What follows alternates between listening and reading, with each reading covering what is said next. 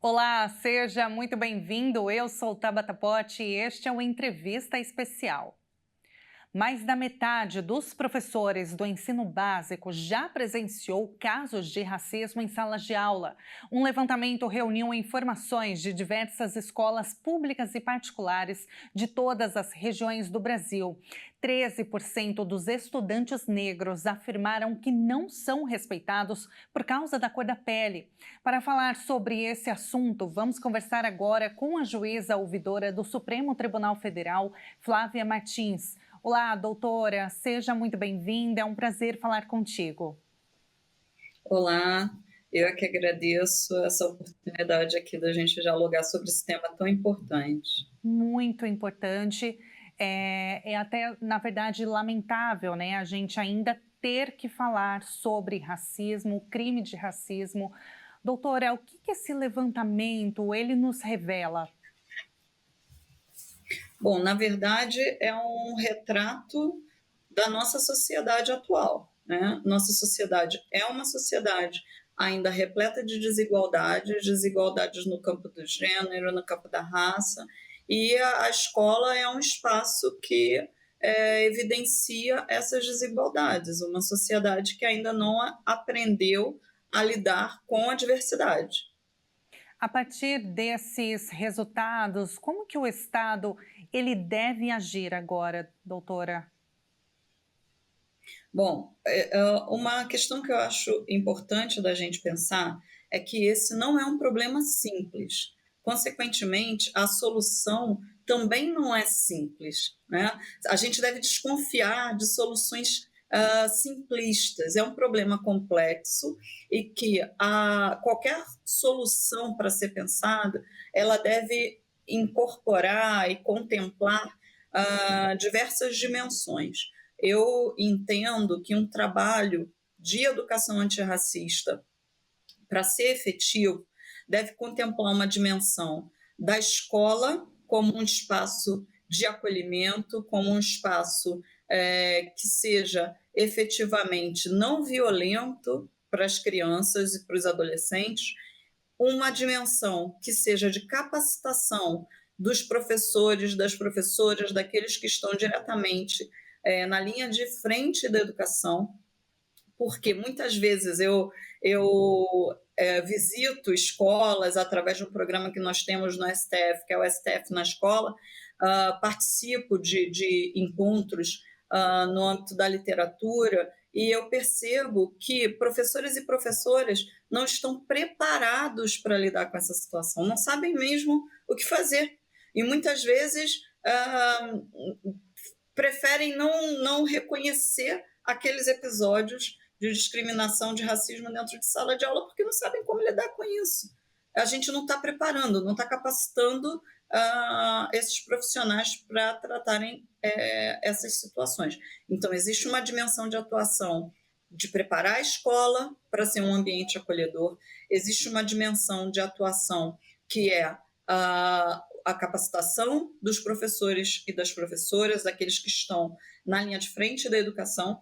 Existe uma dimensão que é com os alunos e alunas, com os estudantes e estudantes de modo geral, que a gente também precisa trabalhar, tanto daqueles que praticam a violência, quanto daqueles que sofrem a violência, que precisam ter a sua subjetividade fortalecida para enfrentarem esses episódios com um menor grau de sofrimento e em condições de responderem a isso sem que isso lhes traga ainda mais sofrimento. E existe uma dimensão que é na própria família, como a família lida com uma narrativa de um filho, de uma filha, que chega em casa dizendo que passou por um episódio de racismo dentro da escola, por exemplo. Então, veja, só aqui a gente tem 4 dimensões de atuação que exigem ações diferenciadas, cada uma dessas dimensões com ações diferenciadas. Então, uma solução construída tem que ser uma solução que contemple tudo isso. E uma coisa que também é importante da gente pensar é que não é uma palestra, um episódio, uma fala que vai dar conta desse problema que está na nossa sociedade há séculos, né, que é a desigualdade racial, que é o racismo. Então, algumas escolas têm promovido palestras. Não é só uma palestra. A palestra é importante porque ela desperta para o problema, né? Ninguém trata uma doença que não sabe sequer que tem. Então, a gente precisa passar por esse momento de conscientização do problema. Mas não é só isso. É necessário que as escolas, que o Estado estejam pensando em programas, em projetos de médio e longo prazo, para que a gente possa efetivamente alcançar resultados efetivos e não fazer algo simplesmente no calor do momento, achando que isso vai dar resultado. Não vai dar resultado, eu não posso enganar vocês. Tem que ser algo maior do que isso. Pontual, né, doutora? Não fazer algo pontual, digamos assim, só para, digamos, entre aspas, apagar um incêndio naquele momento e depois a coisa continua e a gente lembra, né, que está formando pessoas, né? São crianças, então essa educação ela tem que vir desde pequenininho. Agora, doutora, você mencionou, né, várias esferas que a gente precisa trabalhar essa educação antirracista. Uma delas também, eu gostaria de te perguntar, é dentro de casa. A escola, ela deve trabalhar junto com as famílias? Qual a sua análise sobre isso? Como que a escola deve se portar, se dirigir às famílias com relação a esses episódios? Ou não somente aos episódios já que ocorreram, né, o casos de racismo, mas ali, para a educação mesmo, para desenvolver essa cultura antirracista.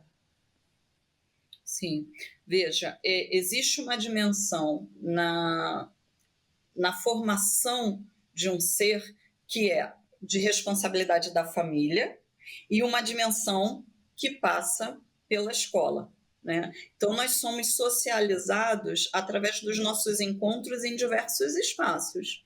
Esse espaço de formação do ser que compete à família, a escola não pode contemplar. Existe uma atribuição de responsabilidade que é da família e que a família tem que realizar. E existe uma dimensão de responsabilidade que é da escola e que está na competência da escola.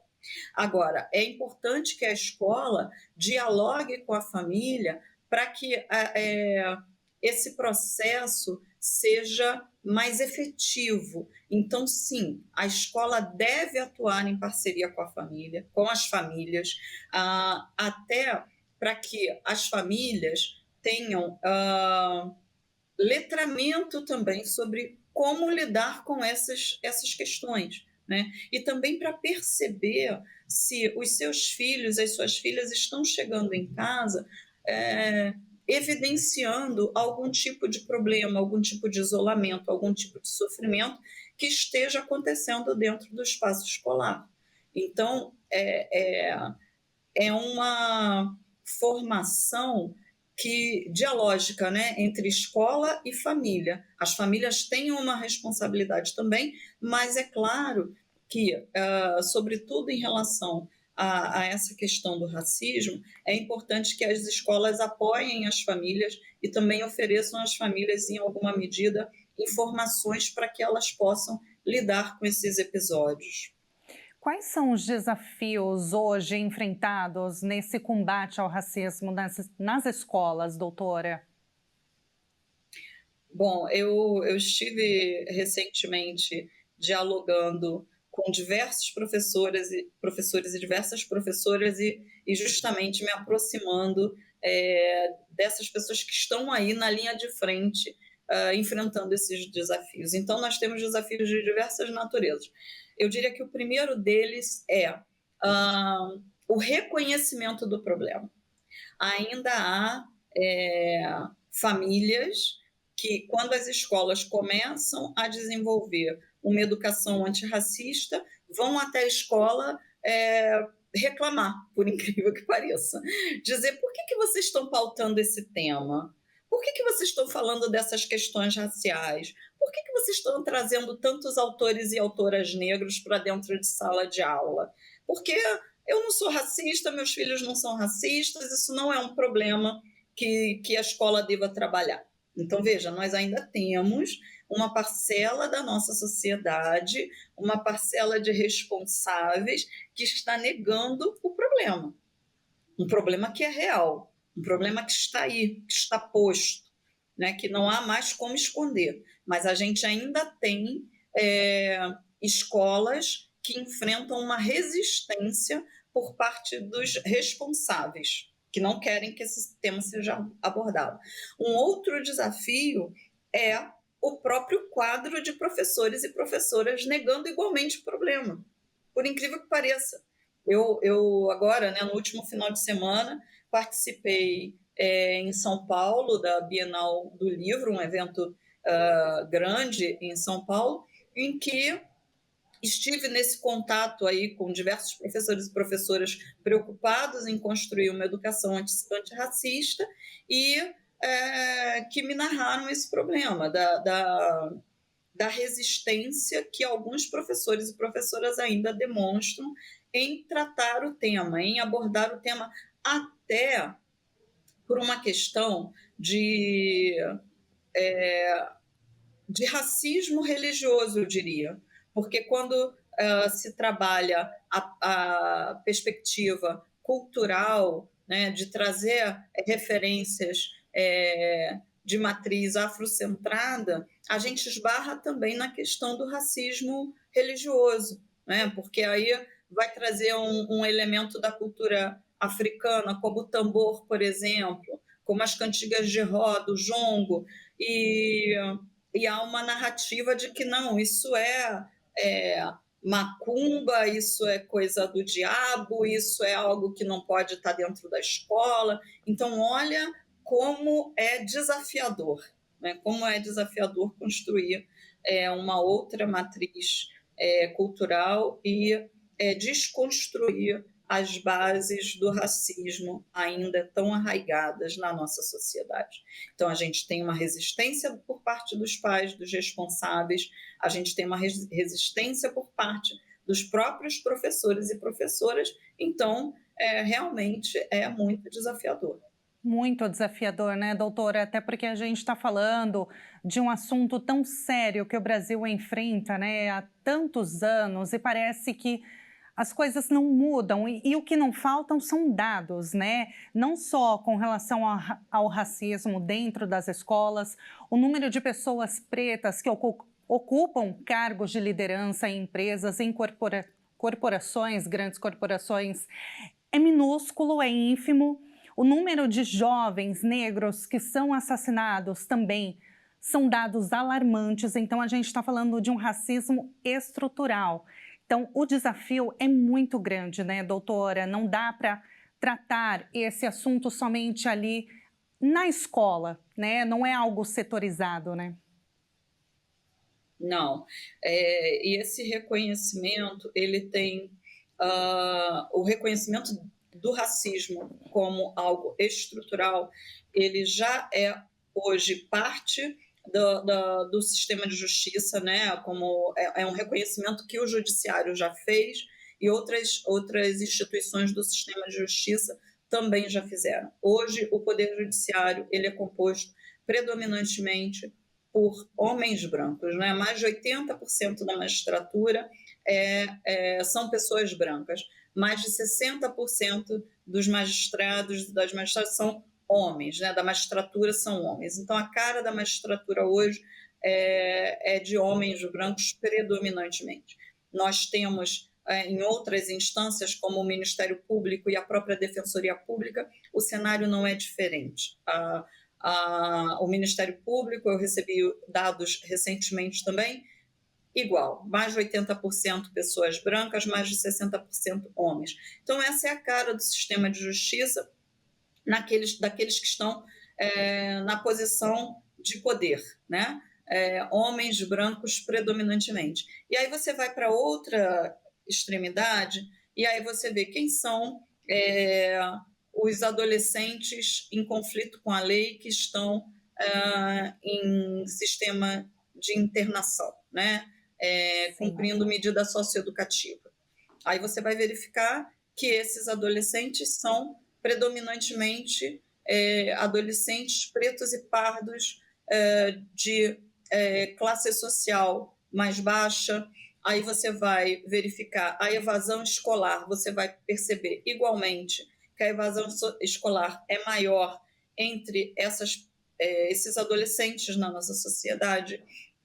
Aí você vai ver o sistema prisional e você vai identificar que os nossos jovens negros são aqueles que estão mais notadamente no sistema prisional. Você vai perceber que as mulheres negras estão na base da pirâmide social, né? Existem pesquisas que mostram que mulheres negras com uma equivalência de capacitação, de estudo, a de homens brancos chega a ganhar 1/3 do salário dos homens brancos. Então, também na iniciativa privada, essa diferença se evidencia.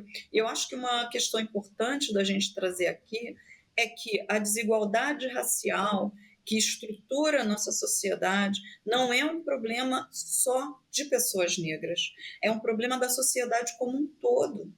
Porque se nós não desenvolvermos uma sociedade mais igualitária, isso vai repercutir e já está repercutindo na sociedade como um todo. Uma sociedade de pessoas adoecidas emocionalmente, mentalmente. Sabe? Existe um reflexo, claro, nas pessoas negras que sofrem o racismo, mas esse adoecimento da sociedade afeta todas as pessoas que estão na sociedade.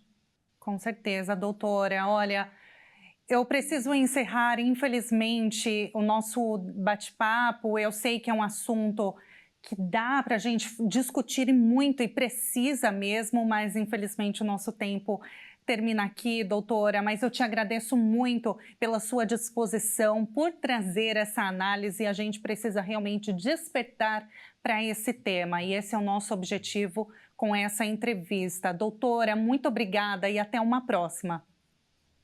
Eu é que agradeço a oportunidade de estar aqui com vocês, me coloco à disposição e espero que realmente a gente amadureça e possa encontrar soluções para esse problema tão grave na nossa sociedade. Muito obrigada. Com certeza, muito obrigada e até uma próxima. Até. A entrevista especial fica por aqui. Muito obrigada pela sua companhia e até a próxima. Tchau, tchau.